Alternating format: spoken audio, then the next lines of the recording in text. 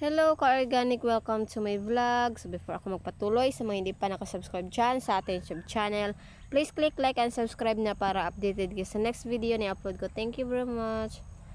So ito, katatapos ko lang linis or mag-weeding ng ating naturally or organically grown na talong. Ayan. Kunti lang ito sila. Dagdagan ko pa. Patubo pa ako. So, ayan nasa flowering stage na yung iba. Ayan. Meron na dito naglabas talaga yung flowers niya. Ayan